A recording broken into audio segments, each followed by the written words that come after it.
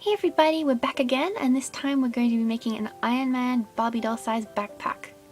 Hope you enjoy it, and I'm just going to apologise in advance for the really bad lighting in this one. It was late in the evening when I filmed it. So let's get started. Here's a quick look at the fabric and ribbon. Once again, you can use any fabric you like, but it's always best if they're non-free. So here you can see I've cut out all the pieces for the backpack. I'll be putting the backpack pattern and instructions out on Facebook and Google Plus pretty soon, in case you were wondering. And the first thing we're going to be doing is the interfacing. I'm using this really thick, stiff iron-on interfacing. As you can see, it's going to go on the front and back of the main bag and the front pocket.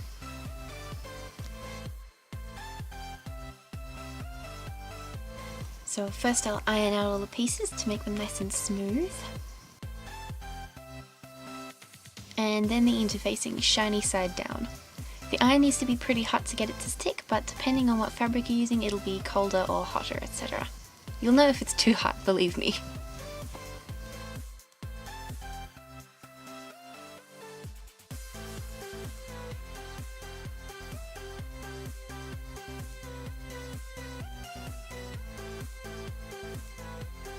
Ta-da!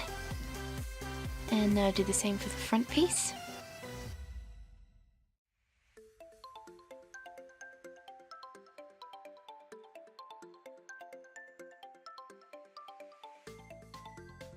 So the first part we're going to make is the very front pocket. So we're going to be sewing this piece all the way around the edge, right side to right side, you know the drill.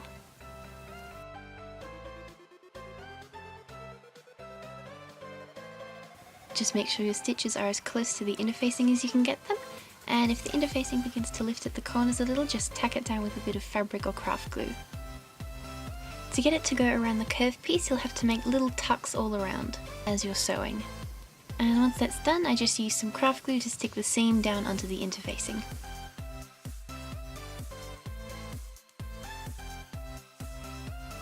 And now for the main part of the bag. Just to keep them both together and even, I'm going to sew them together down the centre. It doesn't have to be knotted or anything because we're going to remove it later. Next we'll be putting in the zip. It's pretty much the same as with the front pocket, but because it's bigger we're going to do it slightly differently. So grabbing a glue stick and some sharp scissors, I'm going to make a whole bunch of little cuts around the seam allowance.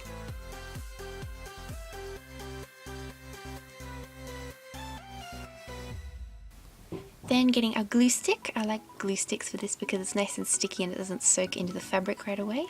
We're going to glue the little tucks together so that it's nice and flat.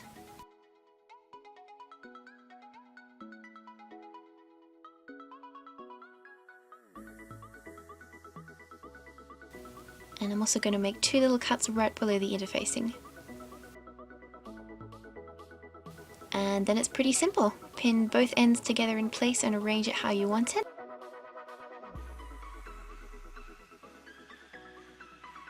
And we're going to sew this little gap at both ends of the zip together. Then get a thread in the same colour as the zip and sew it onto the straight edge.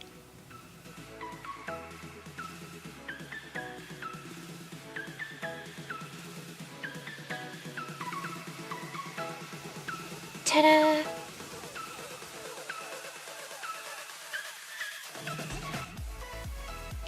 And now for the other side.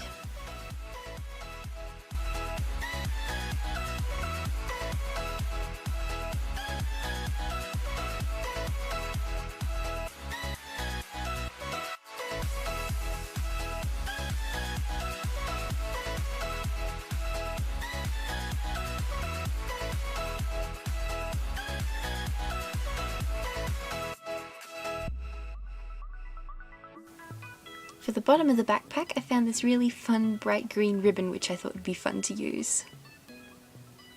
So we'll measure it to size and cut it out, leaving a bit extra on both ends, and turn each end down and stitch it so it won't fray. Then we're going to sew it all the way around the edge.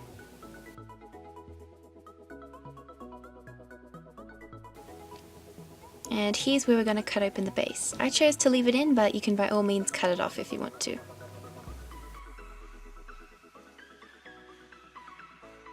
And then sew it together, and that's the main bag done.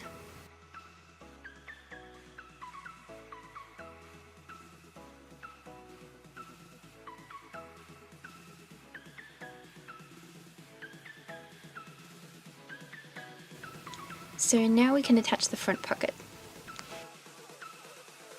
First I'm going to fold and sew the edge down because it's a tiny bit wide. And we're just going to stitch that up, and it's also going to make it look a lot neater too and be a lot easier to attach. And then we're going to turn it right way out again. And now it looks all neat and proper and it's the right size. I didn't make a pattern piece for this, so I'm just going to cut it to size with enough seam allowance and so on, and I'm going to leave a little tab like this.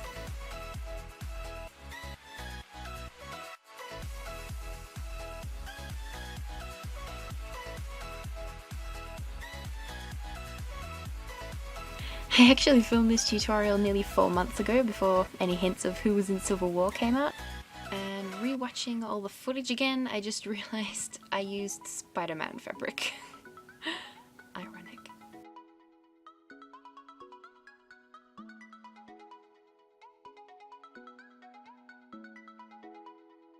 So anyways, next I'm going to pick which side I want for the front. I'm picking this side because it's got the least amount of white selvage edge.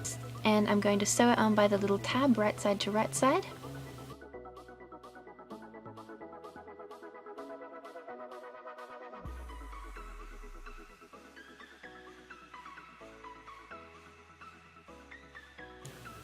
Then I'm going to slip stitch the pocket to the bag about halfway around.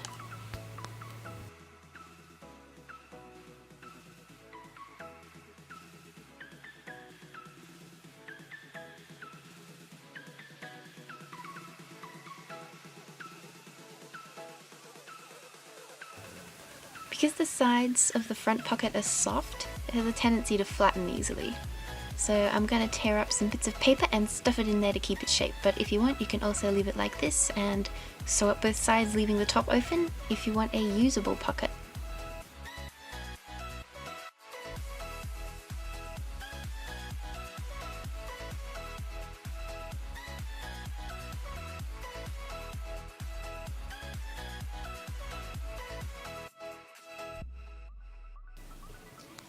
Now we're going to make these shoulder straps. I've cut out 2 of each and they're pretty simple. So right side to right side, up half of the strap, turn it around and slip stitch down the other side. You can also add some top stitching up the center if you like.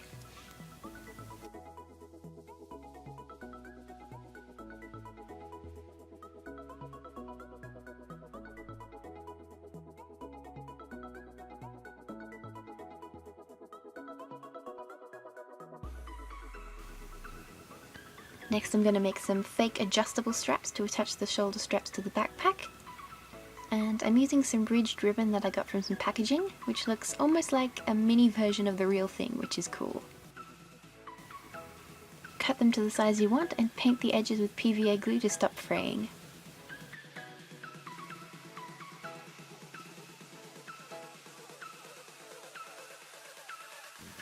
And now my favourite part, glitterizing. I'm using a glitter pack that I got from Shiploads and I'm obsessed with this one because it has some really awesome glitter colours in it and it's really soft and fine. Technique is simple. Paint all the areas you want to sparkle up with some slightly watered down PVA glue and pat the glitter either on with a fluffy paintbrush or your finger.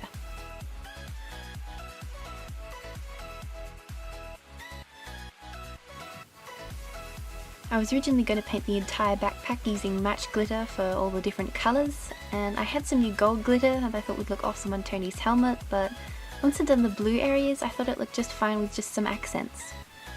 So I ended up just doing all the blue and green areas.